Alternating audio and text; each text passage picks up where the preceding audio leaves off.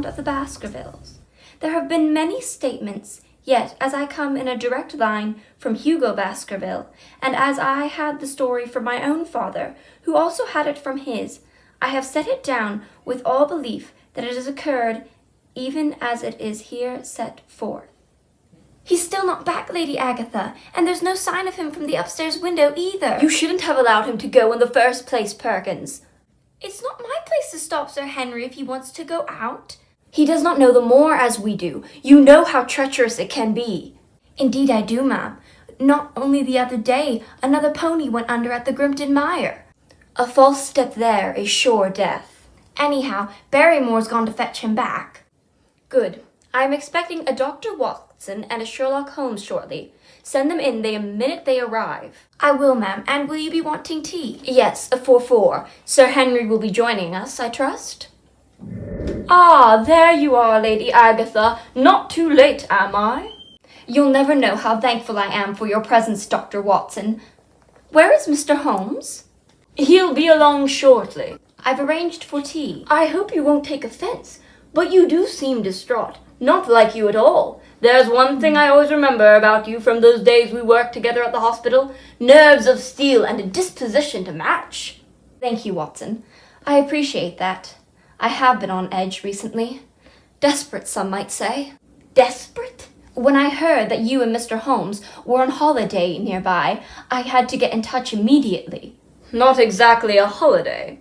Holmes has always been fascinated by the grim charm of this locale, especially the traces of the prehistoric people who lived here long ago. You mean the stone huts, dotting the edge of the moor? They do give one the appearance of another time. Downright creepy, if you ask me.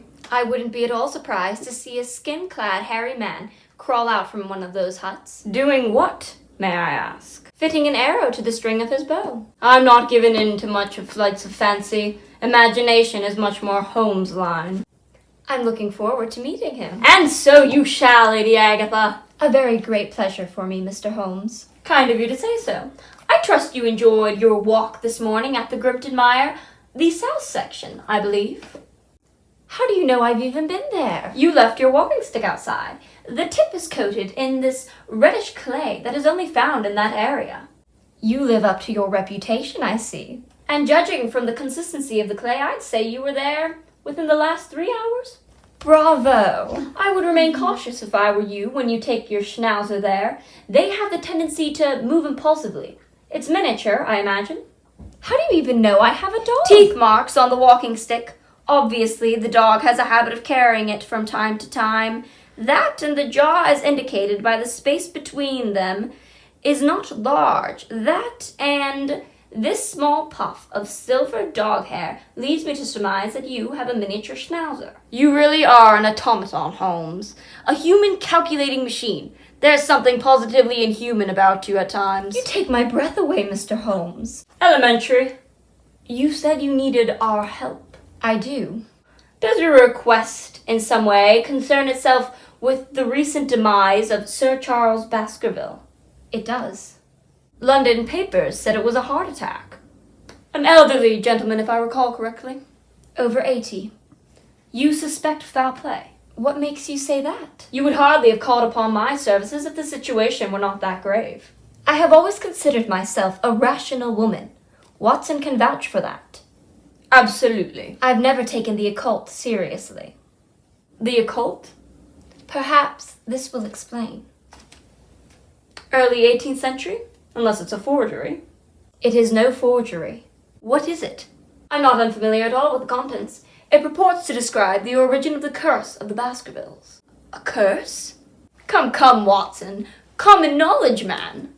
Maybe common knowledge to you, Holmes, but not to me. The exact date is 1742. Sir Hugo Baskerville was a villain, a coarse man given to excesses of impertinence and rage. He came to love, if that can be a word to use with the sort of man he was, a village girl. He kidnapped her, kept her prisoner in this house, while night after night he and his foul companions revel below, probably in this very room. He has much to answer for. One night, with the aid of a stout ivy outside her window, she made her escape. Good for her. There's more to it than that, Watson.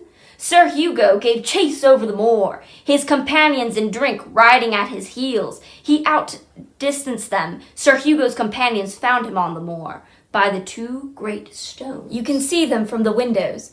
They mark some long-forgotten lore. I have seen them, frightening things in the moonlight. When they came upon the spot, the village girl had expired, fallen dead of fear and fatigue. And Sir Hugo? He was by her side, also dead, but that wasn't what terrified the friends that had found him. What did? Read it yourself.